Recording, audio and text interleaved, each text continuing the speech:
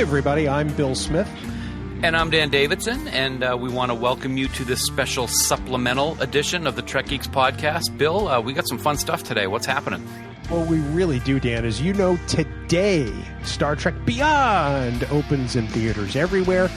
And we have a special surprise for everyone. We got some amazing audio from our friends at treknews.net. One of their folks, Laura Sirikul, was in the Q&A they had after the screenings. And it's some amazing audio. It's the direct questions and answers with the cast in one segment. And then the second segment is with the production team. So JJ and Simon and Justin. And both of them are moderated by Scott Mantz from Access Hollywood. So we can't thank them enough. And again, listen at your own risk, because I'm sure you're about to warn everybody. Yeah, there are spoilers in these interviews, so if you do not want to know what's going to happen in Star Trek Beyond, we recommend you hold off on listening to the interviews until after you have seen what looks like is going to be a huge blockbuster hit starting tonight. Yeah! God, I can't wait! I think really the only question is how many times this weekend we're going to see this movie. Yes, I've been very good boy this week. I saw the tweet and the notes about the latest information on trailers and commercials having some spoiler stuff, so I've stayed away from it. It's awesome. I want to see it every day. Every day. I probably will. But again, we truly cannot thank treknews.net enough. It was so kind of them to get us this audio, and we immediately thought that everyone in our audience would want to listen to it.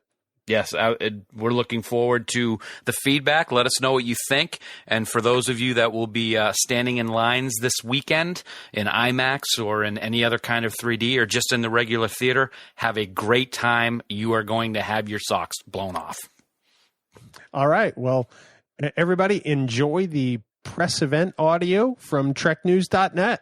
And also, Dan, before I forget, we want to extend our special thanks to musician Giancarlo C, who performed the guitar version of the Star Trek movie theme music.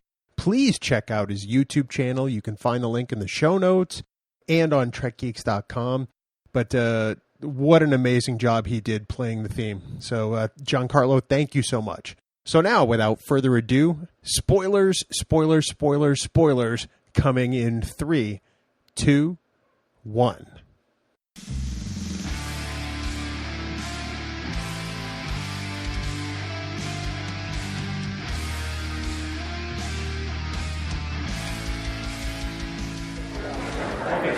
Good morning, ladies and gentlemen.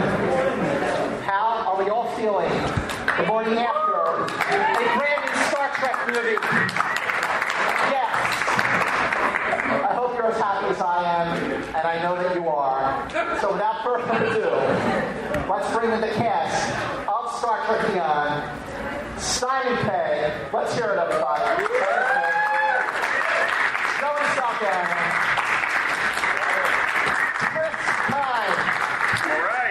Zachary Quinto, Jung, and Karl Urban.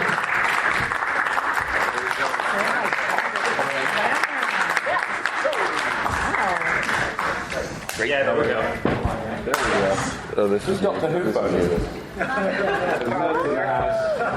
Zach, you're here. Zach, it's cold in here. Okay, we're good.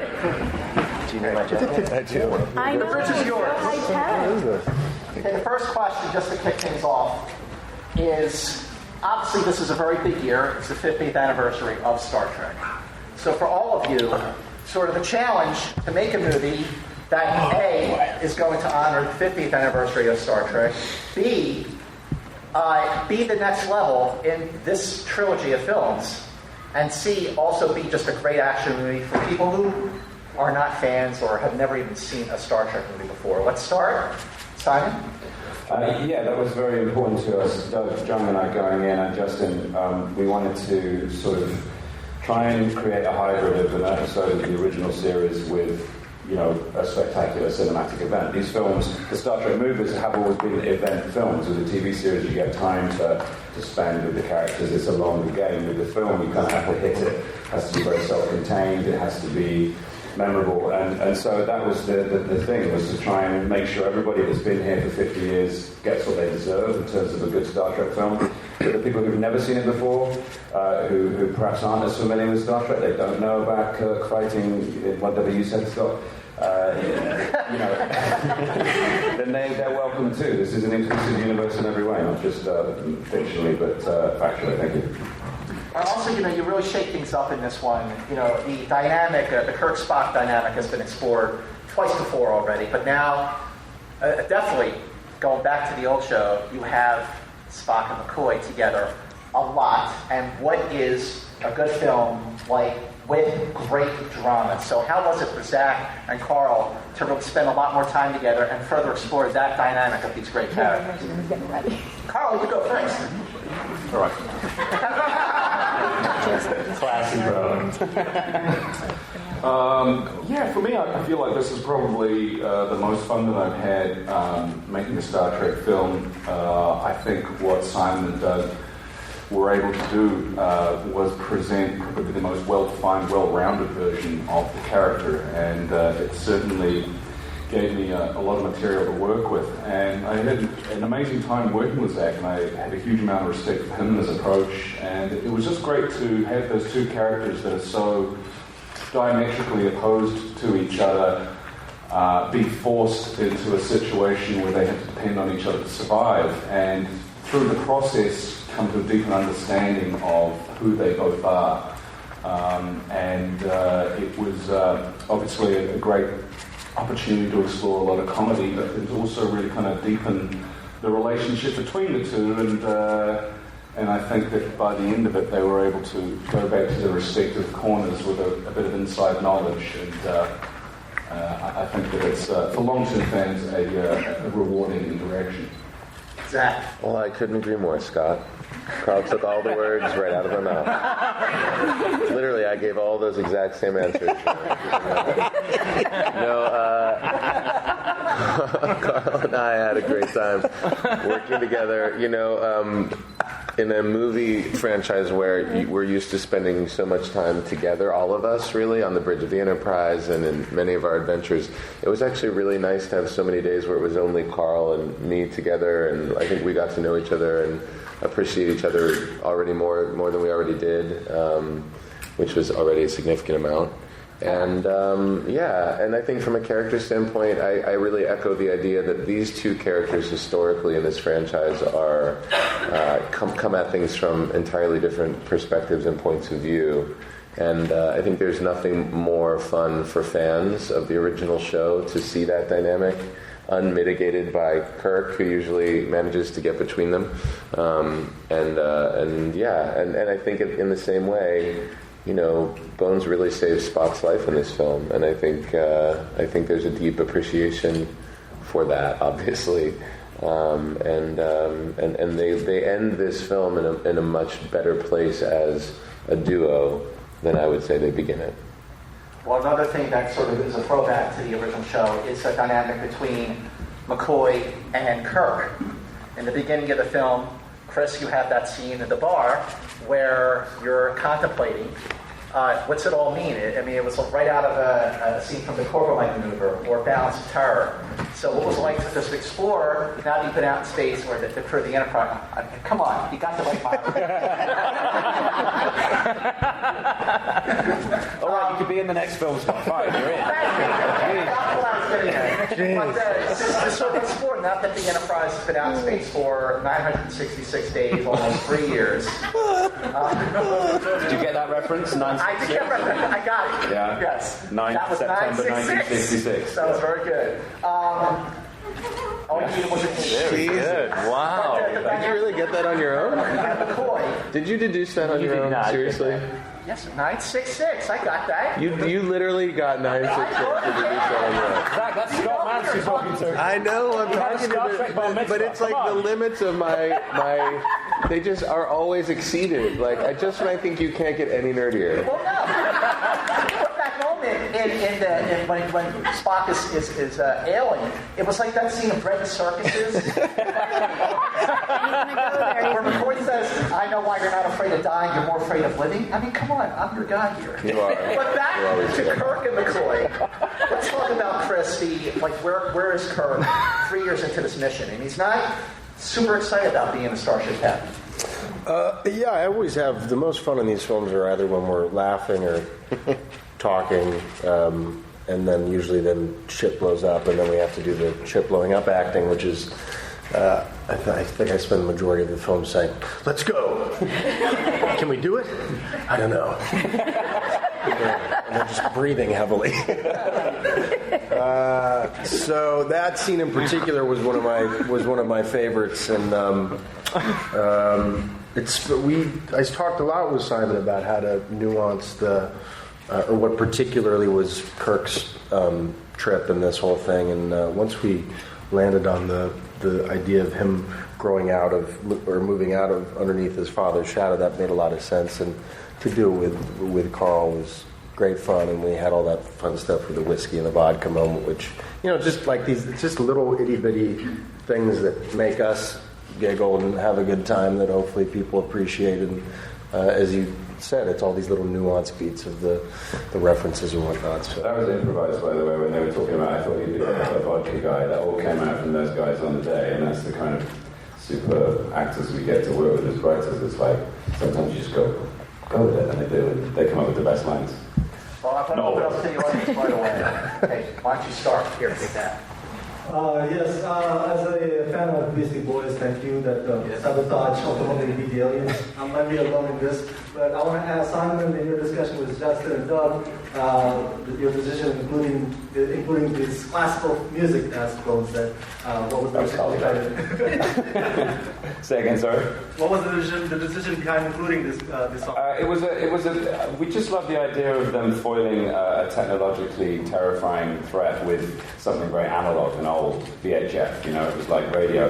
The initial idea was that they fired an old radio into the middle of the swarm. It took many shapes as we wrote it, but we realized that was obviously there's no sound in space. We had to abide by physics at the time.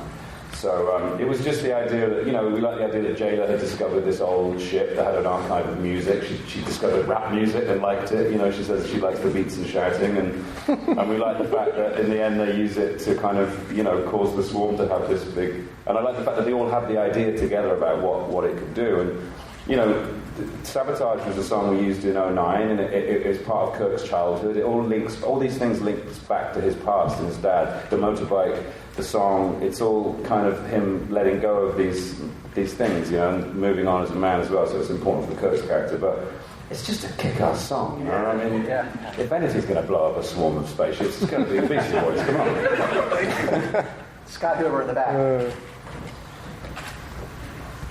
The film has such a lovely tribute to Leonard Nimoy, and I'm curious, was there initial expectation earlier on in the process that he would be part of the film before his passing, and how did you figure out how you wanted to pay homage to him?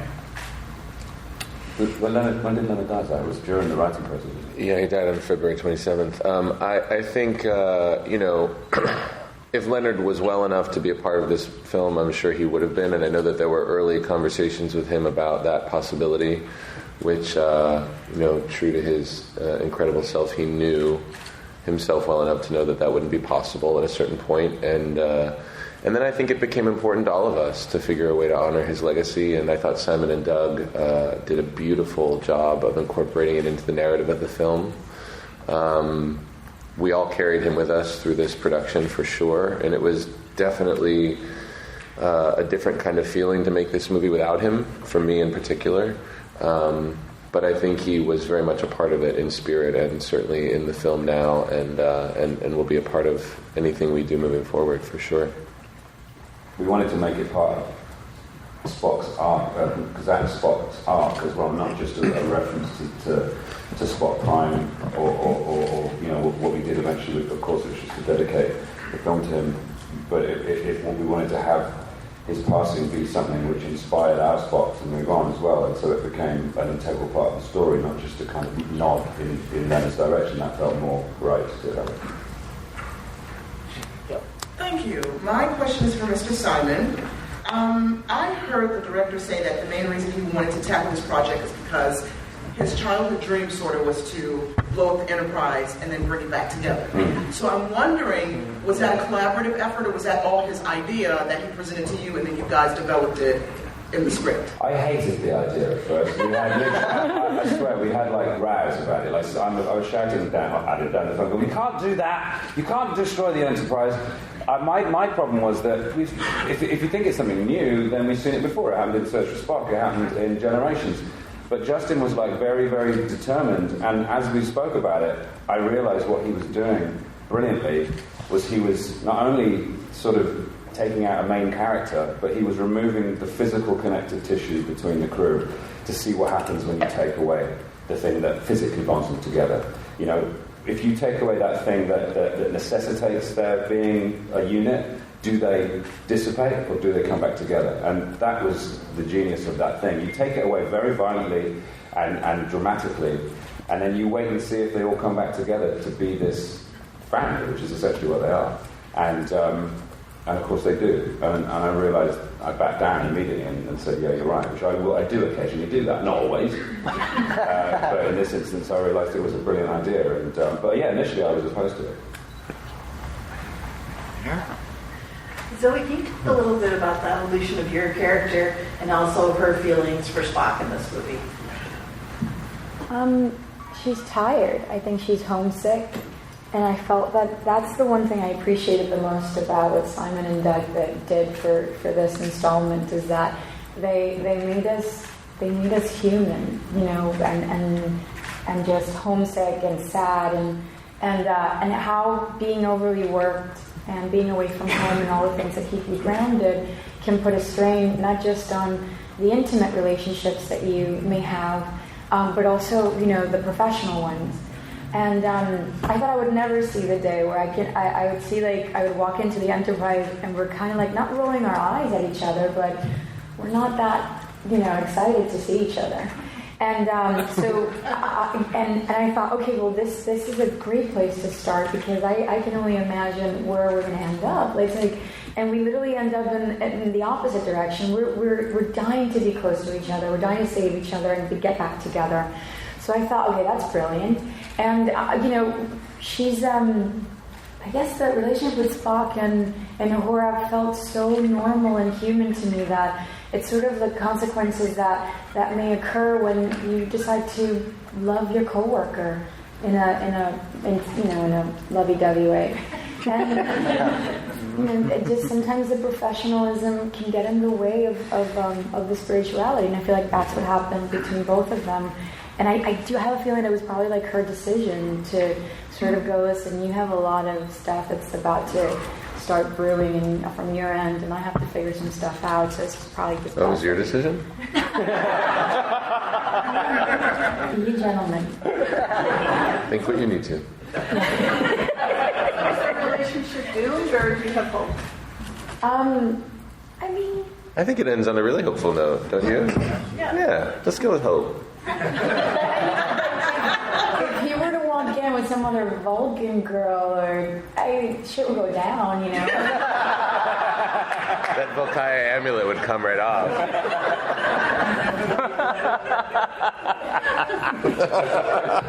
So I wonder if anyone else could contribute to this, but since it is 50 years now since Star Trek began, it seems your character especially has gone through changes that sort of mirror women's changes, perhaps, in science fiction, in our culture and society. Can you talk a little bit about how you think she's evolved to what you're doing now, and anybody else from 65 to 2016 with this? I think there's a beautiful...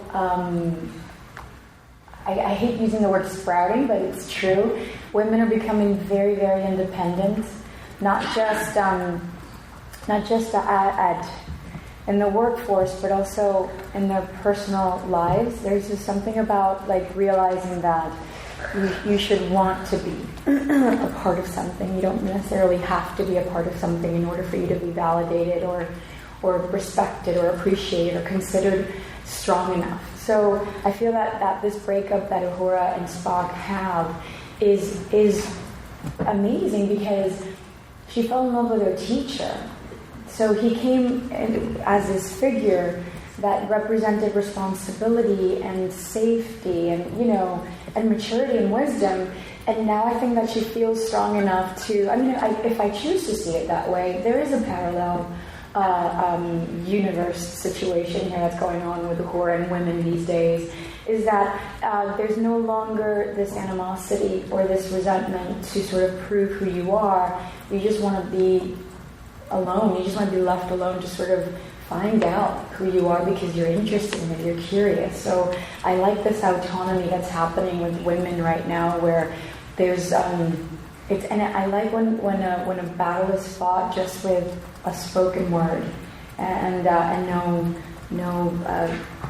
nothing that feels tense or violent behavior or something. I guess I start to babble. I hope that happens. Just add something to that. One of the questions that we were asked, for giggles on the tour in either Sydney or London, was which timeline would you choose to be in, the original series or ours, if you had the choice? And I did say ours if forced to choose, for this reason. Roddenberry did set up a world, that was incredibly progressive, but it was tempered by the social mores of the era, and I feel like we can go further in 2016 than he was able to do at the time. And to your point, I feel like I know. That's why I like what you're saying. Our version is able to give more to the women and the people of color in the cast than Roddenberry was originally able to, I think. And not because he didn't want to, right? Not because he didn't want to, correct, yeah. He absolutely wanted to. Yeah. Well, let's go a little further with that, John, on how the character, right there. On how Sulu has evolved, and really when that idea came up on how to really give more background into Sulu's character. The idea came up, I believe Simon pitched it, and then I was told of it through Justin pretty early on, and when he had set up at Paramount, and we went in to have a chat and get reacquainted. And I thought it was a beautiful idea. I had concerns about how it would be received by George. I had some other concerns, but it was really the handling of it that was most important to me. And having seen the film, I think its nonchalant posture toward it is the best thing about it, and the fact that it's normalized. And it's kind of news now, but if you rewatch the movie in 10 years, you won't think anything of it. It'll just go right by you, and that's the best thing about it. There's no music cue, there's no close-up, it's just dun, dun, dun. He's gay. That was running around screaming in York. He's gay, everybody. He's with a man. But I like the one thing that I guess has taken a secondary position is that it wasn't just that we revealed that he's gay. We revealed that he's a father. So none of our characters have families that we've ever talked about. So I actually feel quite puzzled that in 2016 we're having like a bit of a fit over who he fathered a baby with. The point is, I'm happy he's a dad, He had somebody on Yorktown. What the point? The point is he's promiscuous. What we wanted to do was put somebody we care about in Yorktown. So when Yorktown was under threat, that made the threat tangible. We knew that Sulu's family was there, so it wasn't just a bunch of faceless Federation people. There was somebody there that we cared about too, because we care about Sulu.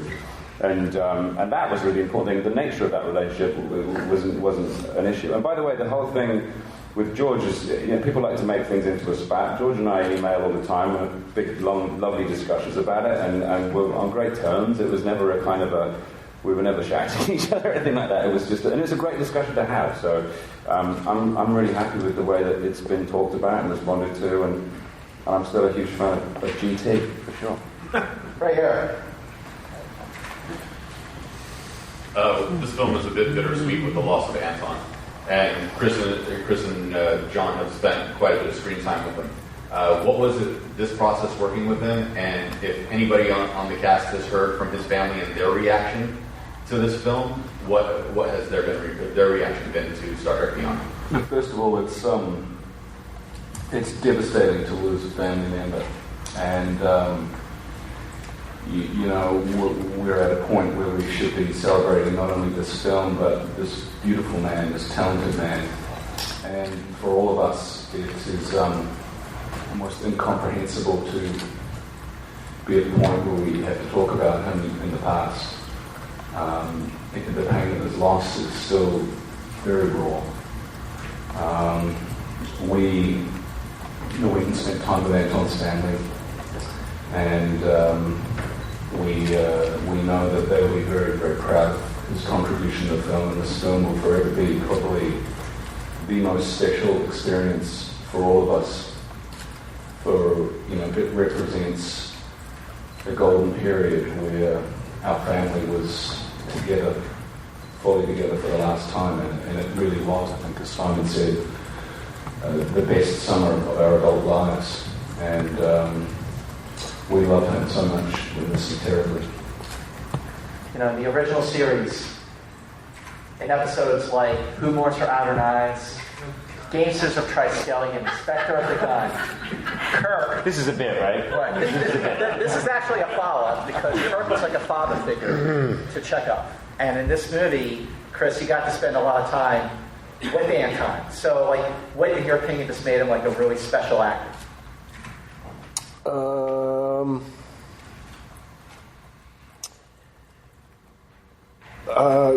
He was just a good.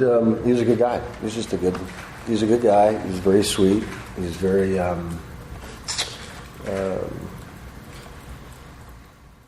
Beautifully, authentically Anton. There was not much of a censor on the boy, and I remember one of the first times I met him, like 9 years ago, or whatever. He was 17, and I invited him back to my trailer to play guitar because I knew he played guitar, and he played guitar really, really, really well.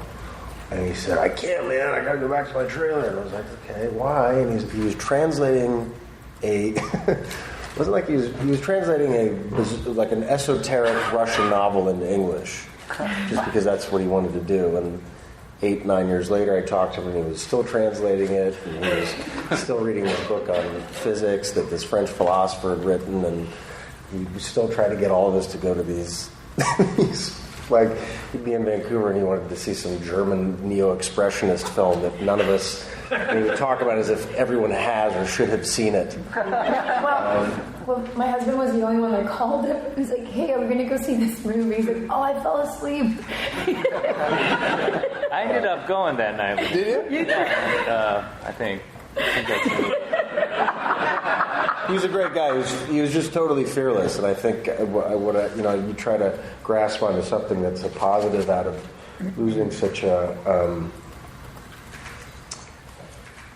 good guy, and I think it's just be fearless creatively. He was always working on stuff. He had music projects and photography projects. He was going to direct his first film this summer.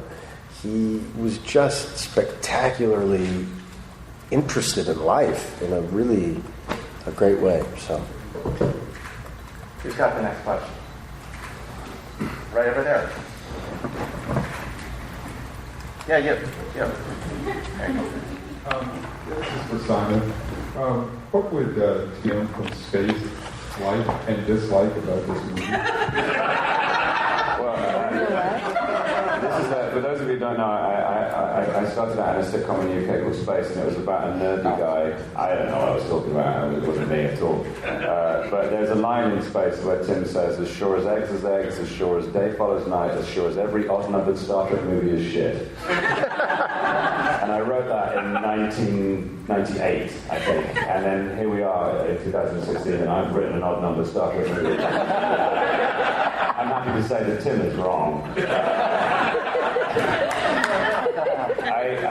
It's an incredible thing to look back on the circularity of that, of having grown up a fan of Star Trek and science fiction, to be now participating in such an active way. I tried to just make the kind of Star Trek movie Tim Bisley would like. That's what Doug and I did. And when I say Tim Bisley, I'm talking about the people that have been with Star Trek for a long time. Because Star Trek must have been doing something right, because it's around for 50 years, and if it ain't broke, don't fix it. So we wanted to embody the original show, instill it with what made the original show great, but also frame it in a big movie way, which is a luxury they never had back in the day. That's why the series turned into such a great thing. Necessity was the mother of invention with that show. They had to make these wonderful little teleplays. They couldn't rely on special effects. Now we can do both, and it felt like, I was always thinking, what would Tim Bisley think? Front row right here. The film felt like that throwback to the TV shows where they go on alien planets and fight. So what was it like for all of you, being away from the con and space and actually on foreign land fighting enemies? I like being on the ship. It's easier. You don't understand. We were like in a quarry, and it was just dust everywhere, and helicopters flying really low. I don't know. And I like being on the Enterprise. It's cleaner. The spirit of exploration. On the upside, it was cool to be paired off. So even though you were having a miserable time, You heard how much I was complaining, but I was so happy that I was complaining with you. To get fractured off, you just typically you're, as characters relating on the bridge, everyone's relating to Kirk, and so there's less talking to one another, and so just getting that opportunity brought out some different colors and vibes, so it was good. Doug and I realized a couple of times, had Chekhov ever spoken to Sulu at any point in the other two movies, like directly to? I realized a couple of the characters hadn't really interacted at all. There's a lot of panicky glances. A little bit. They were each other. Don't give away the secrets. Sorry. Again, what can you got here? All right, who's next? Biz. Hey, I have actually kind of a similar question to the space question, but for Simon, you're kind of living the dream. You get to tell people in Star Trek what to do for all these years. I asked them nicely. Fair enough, but I don't know. Like I have like notebooks full of stuff that I would like to have done on my favorite shows and movies, and I was wondering, is there anything in Star Trek Beyond that you just always wanted to see in a Star Trek movie since you were young that you finally got to do and that was really important to add in the movie? I think the kind of the business of writing a good story and making sure the plot worked, all that kind of superseded any kind of sort of wish fulfillment. We had to start with that, really. I mean, the whole splitting up the crew into different little interactive groups was nice. I loved the relationships in Star Trek, and it was nice to pursue those a little bit more, specifically, particularly with Bones and Spock, and as Chris mentioned, the scene with Kirk and Bones at the beginning, which is a kind of vague sort of parallel to the scene in Wrath of Khan when on Kirk's birthday when Bones and Kirk had that moment together. But it was just the whole thing, getting the keys to that kingdom was a real joy, and it was nice to sort of be able to write our signature underneath the hundreds and hundreds of signatures that have gone into writing the Star Trek universe over the years. It was nice to put our little stamp on that and fill it with little Easter eggs that only we know about. Right here.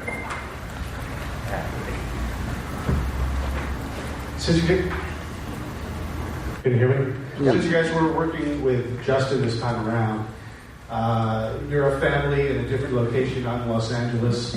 You kind of have to rally together a little differently. What was the dynamic working with Justin compared to JJ?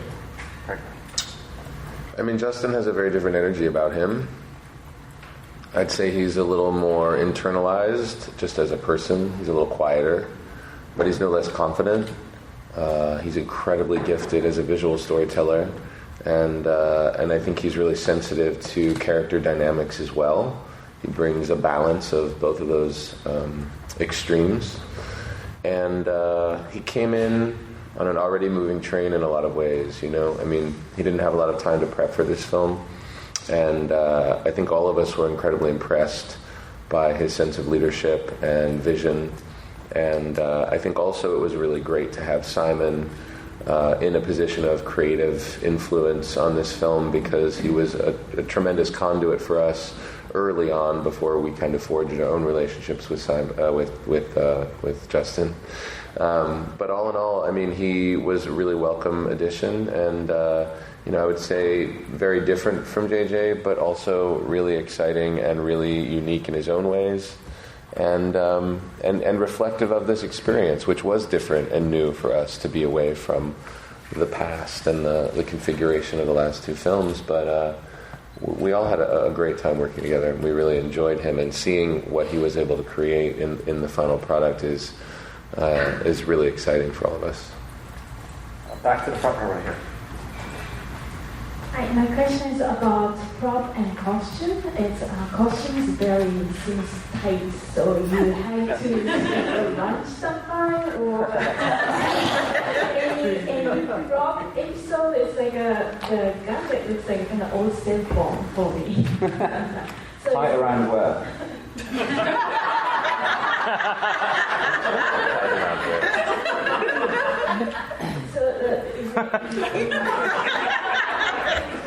I think the pants were looser, right, guys? Yeah, the pants were fantastic this time. So much movement. A lot of space in the hips, which I appreciated. Yeah, there was a lot of... I don't know how to answer your question, but I will say... I'm going to make up my own question and answer that. So, but there was a lot of... you know, this is kind of... It's like the retro super future version of Star Trek. So it's looking way ahead into what Star Trek can become, and also having very specific nods to the past. And one of the very small things is, like, throughout the 3 iterations of the film so far, there have been a lot of discussions about colors of yellow, for instance, for Kirk's shirt, and the cut of the shirt. And this one is a very, you know, a specific nod to the original series. It's not the kind of bright, fantastic yellow of the first and the second. It's this kind of, you know, lovely Kirkian mustard green. So, and I ate a lot of lunch. So Sonia did an extraordinary job, our costume designer. One of the things I was most proud of was the fact that, unlike the previous 2 films, that we got to do a JJ for whatever reason, I don't know what the reason, but the women in the Starfleet uniforms in Star Trek Beyond all had ranks on the uniforms, which I think is a fantastic thing. A fan pointed out to me, and I was shocked that wasn't the case. So one of the first things I did when I got to Vancouver was going to talk to Sonia about that, and she said, "Oh yeah, don't you worry, women will have ranks." So I think she did a great job. Yeah. I bring this, also bring this, it's a 60s throwback to the costumes, but then also making them slightly new. I have massive envy for Chris Pine's survival suit. Yeah, but you get that just wonderful shade of blue, Carl. Makes you look lovely. That ruddy complexion of yours. Right here, Scott. So I have a 2-part question. Really? Was this...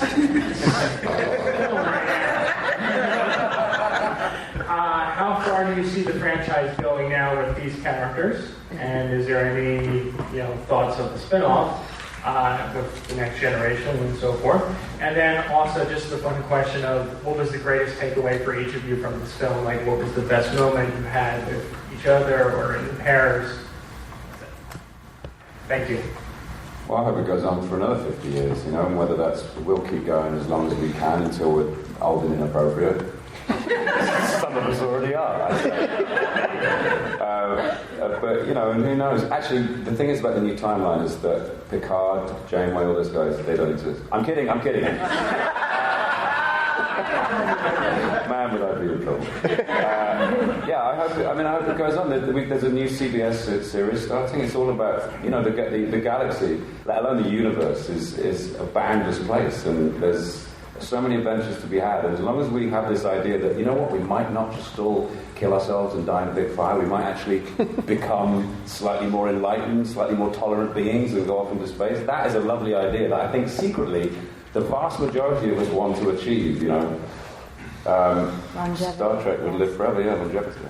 Well, I just, you just said something about, like, the next generation. Are you calling us old? We just got here. The show. I'm such a fan, I'm thinking all the way into the future. Huh? I'm thinking all the way into the future. No, here's cooler. Let's be present. Stop wishing your life away. Star Trek abides. Yep, abides. Thank you very much. Hi, Mikey from the LA Japanese Daily News. I just want to touch very briefly on what you mentioned earlier. Beautiful comment, by the way, about 10 years, not noticing anything different. I spoke to George this morning on the way in, and he and I were talking about Star Trek. That's weird, because he says that. He says that sometimes. You bet that. But he and Brad and I were talking about how the original Star Trek, because you mentioned they didn't have a lot of special effects to rely on, they relied as much on social commentary and reflective of the change of the time to sort of propel their story forward. In this day and age, I guess the question is, what can the message be now? I mean, in the Oscars so white realm of things, and I look at this cast, and what can the message for Star Trek be in 2016 to help propel it forward, like you said, perhaps for another 50 years? Well, I mean, I think the message is the same as it was when it began. It's just that we have more room to explore and express it than they did at the time. It's shocking to me how divisive our culture has become, and I feel like Star Trek maintains a position of inclusivity and unity that is as resonant today as it was in the late 60s. This film in particular explores that idea. One side of that being about the unity and inclusivity, and the other being about breaking that apart. And I think that's, in a way, really reflective of the society we live in today. It's troubling to me on such deep levels that we've gotten to this point of unwillingness to see varied points of view or feelings or opinions or perspectives. And I think that Star Trek remains in a landscape of popular culture entertainment, something that is a beacon of inclusivity and progressive thinking. I think it just takes on different forms now than it did 50 years ago. I think the film is actually even more opposite. It's become more so in the last, even since we shot it. The message of this, the social commentary in this iteration of Star Trek is we're better together. That's what it's about. It's about collectivism. And in this era of Brexit and talking about building walls in certain places, now more than ever we should be thinking about the value of collectivism, about cooperation and unity. That can be and is our strength. But the more fractured we become, the less secure we all feel. So the villain in Star Trek is like, we could have called it Brexit. It's quite a science fiction name. I was just saying, like when you go into, in the Star Trek setup, you're going into space and seeing so many different kinds of species. It does become comically apparent when you look around the planet Earth that we live on that we do have so much more in common than we don't. So the little things that seem to divide us here in our present time seem even more exaggeratedly small after seeing an episode of Star Trek. So we've all got one head. Do you know what I mean? Let's live together. Next question. Last question right here. Last question. Okay. Well, I just want to talk about Sophia for a second because I thought she was pretty kick-ass in this. And what moves did she show you, Simon, on any kind of action moves? Sophia's incredible. Because she's a dancer, and so she's physically so adept. So she was very up for, the physicality of it. It's funny. I told this story the other day that when Doug and I and Justin in the writing room wanted to create this very independent female, very resourceful character on the ultimate surface. And we were trying to get a point. We didn't have a name for her, so we used to call her Jennifer Lawrence in Winter's Bone. That was her long name. And so we thought, okay, so Scotty lands there, and then suddenly Jennifer Lawrence in Winter's Bone comes out. She fights these guys, and it started to get tiring. Always saying Jennifer Lawrence in Winter's Bone. It's a long name. So then we started calling her J-Law, and then she became J-Lo. So. J-Lo is basically named after Jennifer Lawrence in Winter's Bone. But yeah, there aren't enough girls in Star Trek. You know, Zoe has a lot on her shoulders, as you know, and so we wanted to increase that. And also Commodore Paris, you know, as a figure of extreme authority. Yeah, Sophia, we all love Sophia, don't we? She's a nutcase and a golden addition to this group. So she's awesome. Anything to add? Well, ladies and gentlemen, Star Trek Beyond opens July 22nd, a week from Friday. Thank you so much, Karl, John, Zach, we're going to do a switch to the panel, so sit tight and we'll be back in a bit. Thanks. All right. Now, round 2 of the Energy Hub Conference for Star Trek Beyond. So let's start by bringing in Simon Pegg, co-writer of Star Trek Beyond. Jung, co-writer of Star Trek Beyond. Justin Lin, the director of Star Trek Beyond. J.J. Abrams, and Lindsay Weber, the producer of Star Trek. Nice to see you. Yes. Okay. Look, proceed. Please. Okay, so kicking off things for round 2. So, just to sort of start where we started with the cast, I guess the first question really is 50th anniversary of the show that started it all. A film that not only has a lot of tribute and is a throwback to that show, but also not only is a standalone action film, but also a standalone film where you don't even need to see the first 2 movies in this reboot series to appreciate and go with and go beyond, so to speak. So let's talk about the sort of challenges to walk that tightrope to make a movie that the fans are going to love, of course, but a movie for everybody. Well, to reiterate what we said before, it was a question of combining an existing mythology and embracing that mythology wholeheartedly, and also making sure that nobody felt shut out, you know, so that if you were coming to Star Trek for the first time, you didn't feel like it was, you weren't in on on some kind of, you know, joke or something. Not a joke, it's very serious. But yeah, it's a difficult tightrope to walk, really, and if you fall either side of it, you risk alienating a large portion of your audience. So, you know, it was, we were always aware of the fact we were walking across a gigantic precipice. You know, Justin, I know that you're like growing up, you're like me. Like, all my friends were Star Wars people, and I was a Star Trek guy. Sorry, JJ. I'm here, Scott. But Jay, let's talk about what was it that you really fell in love with the original show? You know, my family, we immigrated to the States when I was 8, and they had a little fish and chip shop, and they would close at 9, and we'd have dinner at 10, and at 11 it came on Channel 13, so my brothers and I would try to talk our way and then just hang out with them. So from 8 to 18, that was our level of engagement, that was our family time. You know, and I remember moving to a new country, and like I felt like it was just the 5 of us. But watching Star Trek, it kind of like instilled in me that family is not just by blood; it's through shared experience, you know. And that's what that's what Star Trek gave me. But at the same time, every night, because our engagement was through reruns, so every night it was a new adventure. It was new obstacles, new challenges, and that sense of discovery and exploration was something that I really it was a big part of growing up. And yeah, my friends, they all had the little Star Wars figures, but we didn't have any of that, so we had Star Trek. And I you know, now I have a 7-year-old, he's a big Star Wars kid, you know. So I can't wait to, like, next week, I'm trying to convert him. Justin, tell him about what Oakley is in the film.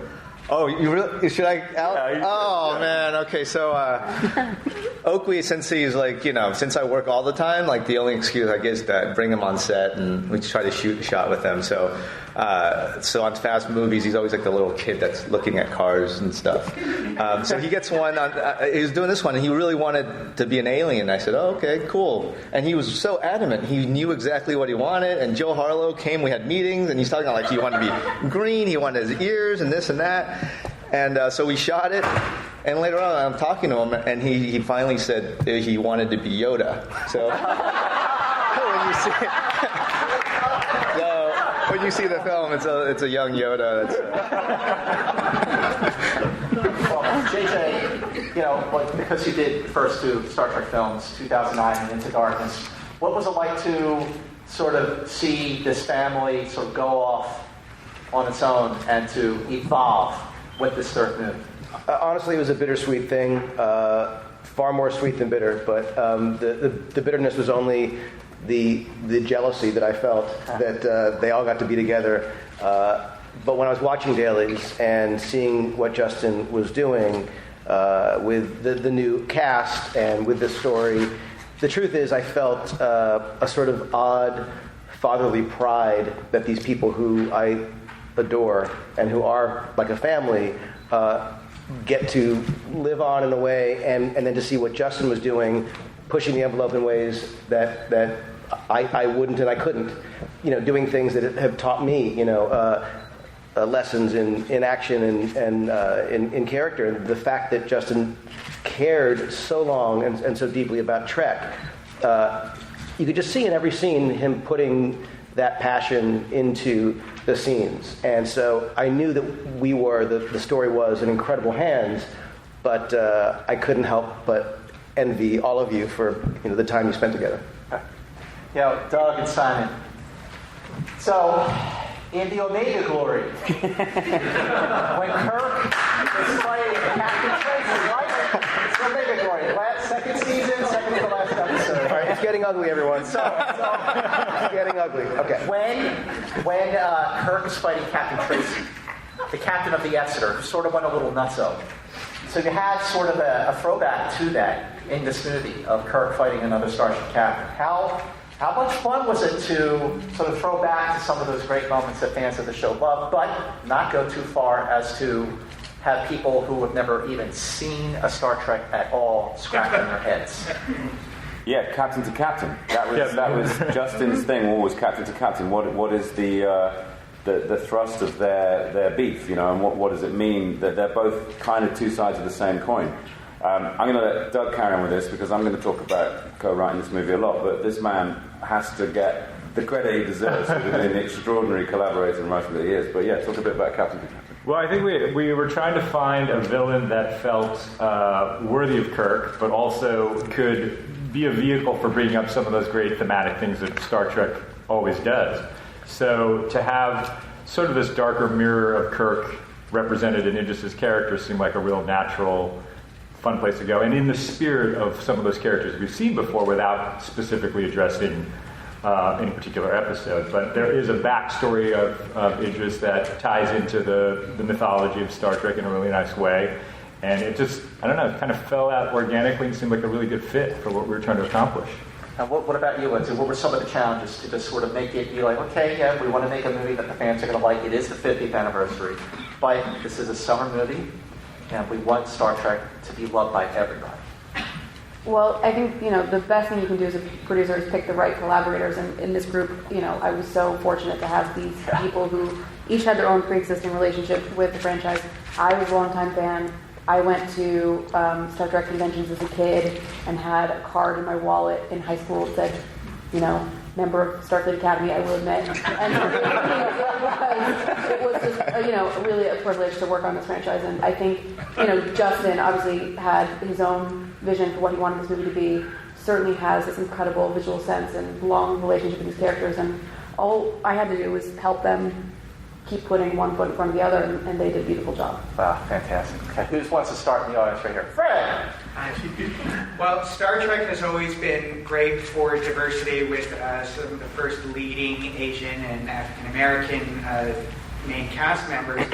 how important was it to finally, after 50 years, start including LGBT in that? Simon got to speak a little bit about this in the first panel, but if the rest of the panel could speak about that, and have you had a chance yet to hear from any of the gay Trekkers who've been waiting for 50 years to see this representation, and how happy they may be? I think it was hugely important, but I think one of the things that and how we approached it was to not really make that big a deal of it, because if you really think about it on a couple levels, one of them logically, in this future, in the Roddenberry universe, it would be something that wouldn't be a big deal.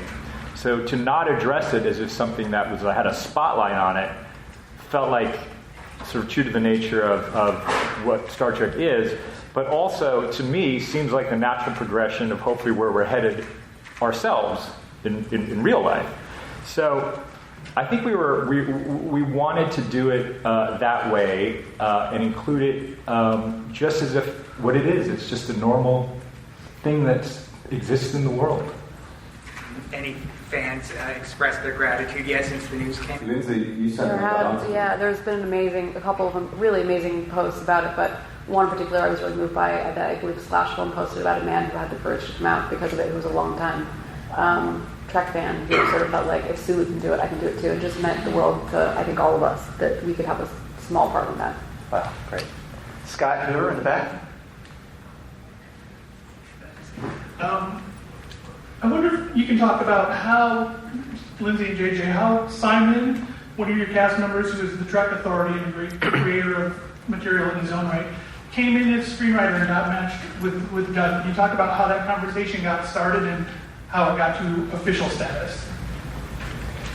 Well, I'll just say that when we started working on this movie, we had prior experience with Doug as a screenwriter, and of course, Simon is my British brother, and so formerly of the European Union, and so it made perfect sense, as sort of crazy as it seemed on one level. It was also so obvious to ask if Simon would be interested in working on the script, and Lindsay, who was there with Justin and Simon and Doug the whole time, I think that for a moment it was a little, like juggling cats, where you're just trying to figure out how it's going to work, because these are two writers. You put any two writers together who have not worked together, and it's going to be tricky for a moment. But they very quickly found a rhythm. Justin, you were very clear about things that you wanted that were important to you. And what was, as it always is, when you have a movie where there is a schedule, and we've all been through this, before, you simply have to figure out a way to squeeze every great idea out in the time you've got, never giving up, always assuming that you're going to have the better idea, but this is the idea right now, and it's always the kind of leap of faith that it will work. But the one glue, I think, as someone who was frankly as much of an observer of what was happening, because I was busy working on Force Awakens at the time, what I was watching was a group of people, some of whom had Starfleet Academy cards in their wallets, other of whom were dyed-in-the-wool fans since childhood, other whom were growing up with their families, and Star Trek meant everything to them.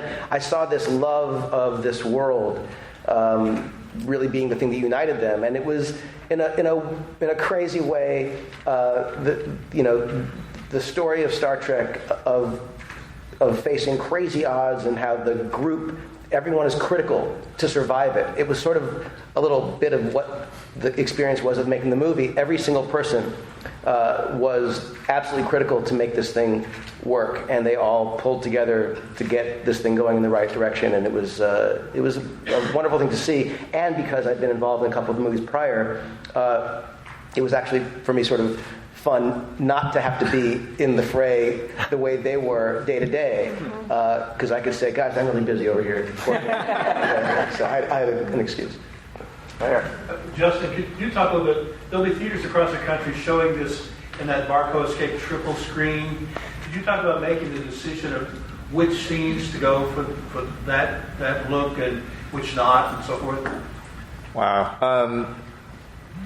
the extension of the frames, it had to be created after.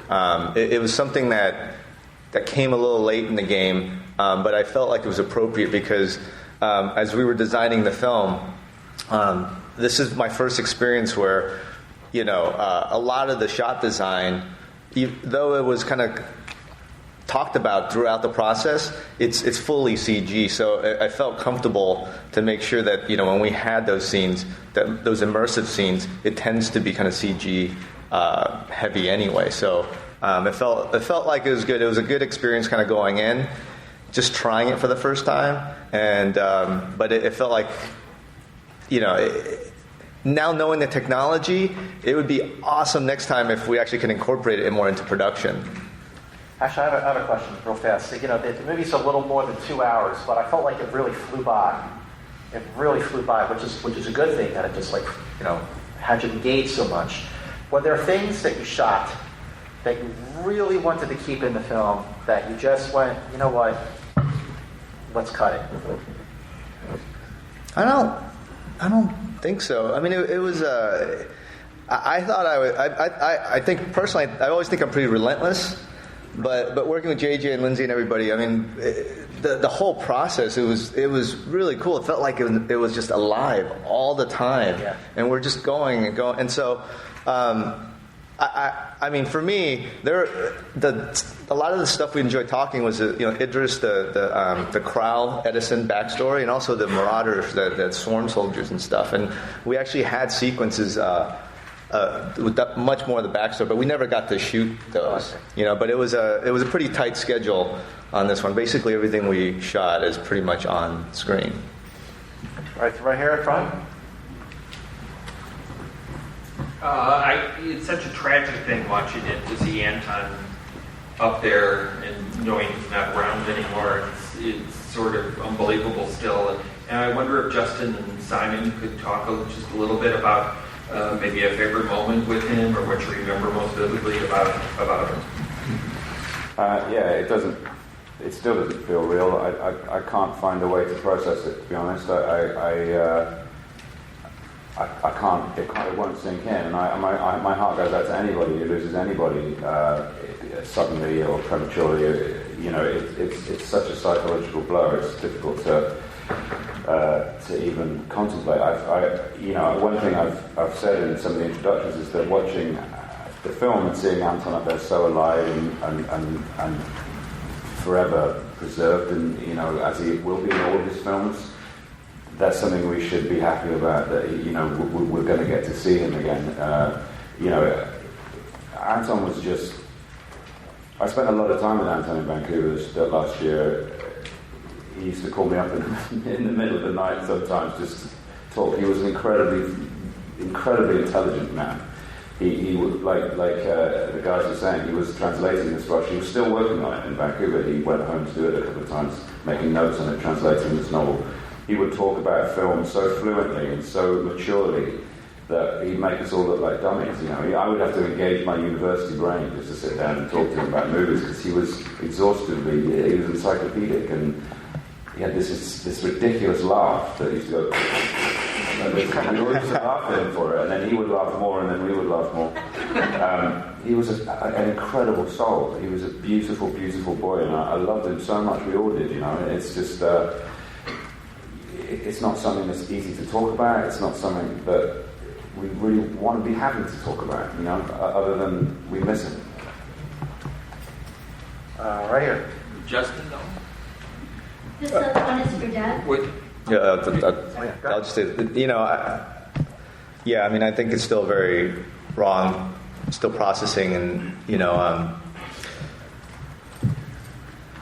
I think I actually went back. I think there was a group of us who were still finishing the film. We had a few weeks to go, and we went back and kind of I went through all the footage again, and the one thing that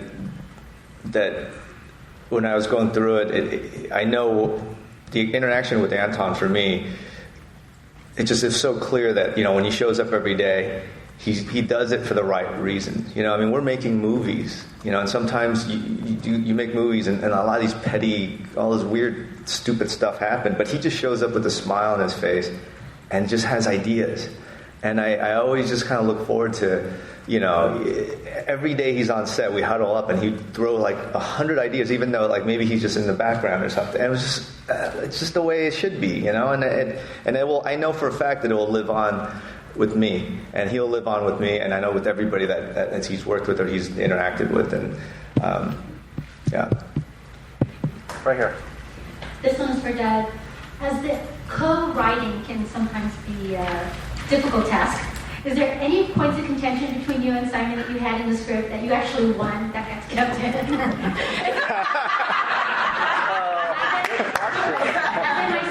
then the second is more of a statement. I wanted to thank you, J.J. Abrams. My son stepped double for young Spock in the first film, and you helped pay for his college. So. You're welcome. Thank you. That's incredible. There's no good way to answer that question. No, I don't think there was anything that we had fights over or tried to get in. I mean, it is difficult. I've never co-written anything before, and it kind of helps when your partner's write more than you, so that was always good. So no, I mean, I think it was just we found we had a really productive couple weeks where Simon and I were off at Simon's place in London, where it was this kind of magical time, I think, where we just got to shut out all the pressure that was going on around us and this sort of huge machine that was starting to get geared up, and we just were able to sit down, and I think those were the moments that I remember we were just laughing and really enjoying the idea of we were writing 20-page Spock McCoy scenes because we were just we're writing a Star Trek movie. This is amazing. And so that's kind of, I think, we'd watch episodes in the evening. Yeah, that was your idea. You're like, if we do good today, we can go watch it. We take our notepads down and be writing down the names of red shirts and little details that we could feed into, so that the universe had a continuity. Right, and then I remember when we finally wrote the final voiceover space, we actually went back and you're like, I think we left a part out. Yeah. I think it was to boldly go. We basically missed there was a most. Yeah, right. The end. No. Yeah, right. It was, I must just say as well, Doug was just, we had such a great, it was such a great pairing, if only because we were always on the same page, and Doug has an incredible awareness of structure and an overview, which is so vital when you're trying to track a story like this, and we had disagreements. As I said, I totally was like, no, you can't destroy the Enterprise at the beginning. But then, when I realized the genius of taking away that thing that bonds them to see if they remain together, I realized that it wasn't a gimmick. It wasn't like, let's just do something spectacular. It was, let's do something really incredibly thoughtful and that will drive the story, So, yeah, we always had disagreements. And some of them were a bit shouty occasionally, mainly from me. JJ told me down off at least 3 ledges. But here we are, and I'm so proud of it. And I couldn't hope for a better team than these guys. Right there. Hey guys, so we know there are 50 aliens through the 50 years, and I'm wondering, did everyone have an input? Simon, did you have a specific alien you were really excited to get in there? I remember when we were in Dubai and we walked out onto the concourse of Yorktown and just saw Joel's handiwork. Doug and I, what did we write? There's lots of different people here. That was right. That was yeah. We did have that bit. We wanted people handing out. Remember we had that? Yeah, there's you used to see Hare Krishnas at airports when giving out leaflets about, so we wanted it to be like that, they were sort of Andorians, sort of come to our planet, and we had this idea that the Yorktown was this incredible melting pot where lots of people were just trying to get people interested in each other's cultures, which was lovely. But we never said, one's got a shell head and one's got, that was just Joel, and the concept design was staggering. I mean, what you don't see is amazing, isn't it? Yeah. You talk about the red shirts. Remember in Obsession, there was Rizzo. Remember Rizzo died, and then in Day of the Dove, Johnson. And then there was Mr. Leslie, Lieutenant Galway. They're all down. It's getting ugly, people. Getting ugly again. The list goes on. Right here. Hey guys, John from Roddenberry. Good job. I did have a question for you. Wondering if your own reflection on the last 2 movies or outside feedback on the last 2 movies influence any of your creative decisions about Beyond?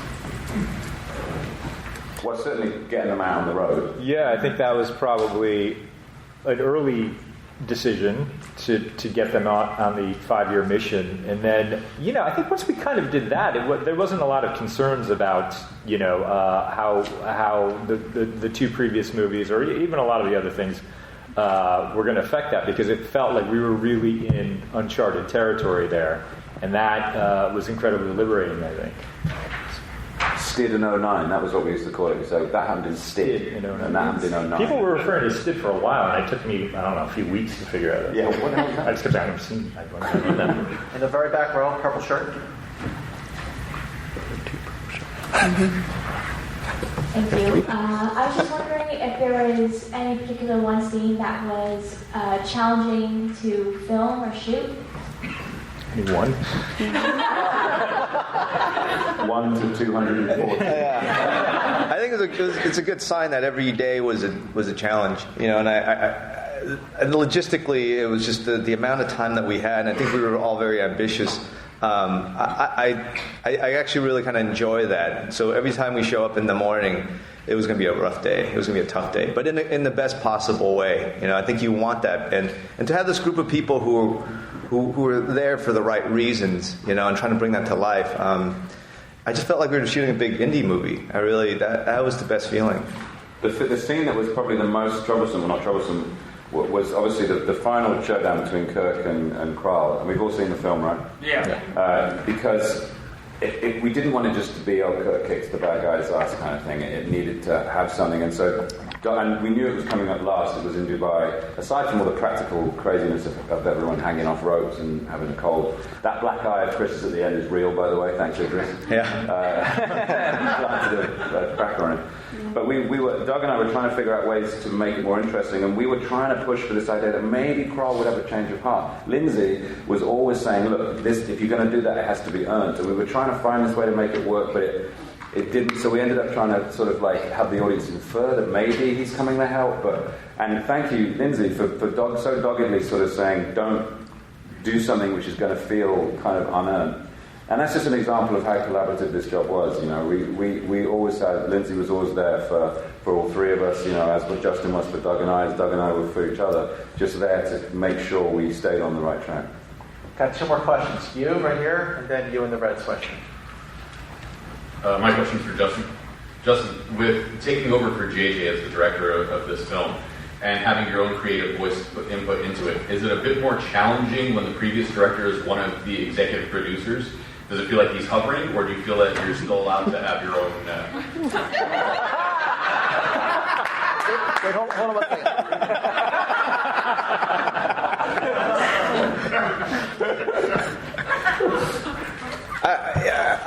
It's been a pleasure, and JJ's been nothing but gracious and generous. I feel like I couldn't ask for a better experience.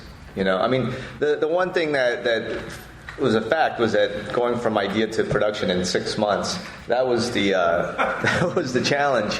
But having a group of people that really are trying to be respectful and trying to build things the right way. I don't know. I feel very fortunate, and to have the support. And as we're building it, it was never easy, but filmmaking is not supposed to be easy, we were just in London. I remember just looking at Simon. The 4 of us were in this room in Soho with nothing. And this is the end of January. We're like, we're going to be shooting in June. Our whole crew waiting. And so to really have a group of people to try to do it right, that really is, I feel like that's very rare. But at the same time, I think I'm very thankful. And the last question. Thank you all for coming, and great job with this movie. Simon, thank you for coming to the screening last night, right off of the UK premiere, which was not the European premiere. For Simon and Doug, in creating a fantastic villain in Karl, I was very curious, was there any thought behind, is the reason he and his crewmates look the way they do now, is it because of long-term exposure to that planet, or is it because the technology draws not just the life force of his victims, but also their DNA. So he's sort of hybridizing himself with the DNA of all these other alien creatures who he may have captured over the years. That's exactly what the idea was, that he discovered this ability to prolong life, and it meant a sort of vampirism of, absorbing DNA, which changed him physically. And the idea was, and this was a hard idea to get across in the time that we had, was that the more humans he did it to, the more he started to get back to who he was before, But yeah, Jayla mentions that the three characters that attack Scotty, they're all from various ships that Karl has brought down for the purpose of harvesting, people that he can vamp off. So that was kind of... we thought it was kind of an interesting physical metaphor of the character who has a real problem with inclusion and diversity, in his own way, for his own reasons. But he physically becomes something else. Which is a counter to his own. Yeah, he's the living embodiment of diversity. He has so much diversity inside his blood, and we thought that was really nicely ironic that he was almost like a walking hypocrisy. But the more that and also the more human he becomes, the more he starts to remember his humanity, and that was all about that last moment. When he's fighting Kirk up there, and he takes that look at Yorktown, and it's like you just want to hear in his head going, "Are you doing the right thing here?" And but yeah, it was a tough concept to kind of communicate. One of the first ones that I remember Justin talking about a character who had that, embodied those ideas. That was way up. That was January 7th or something. That was on the longest day. Actually, I got the last question. So the end of the film. We all know how the movie ends. So where does the Star Trek feature film series go from here? Have you given thought about Episode 4? Yes, and there's something that hopefully we're figurative minutes away from talking about. But the answer is 100% yes, and it's incredibly exciting. I'm going to play that in. All right, thank you, ladies and gentlemen. Thanks so much, Lindsay, JJ, Justin, Doug, Simon. Star Trek Beyond open next Friday, July 22nd.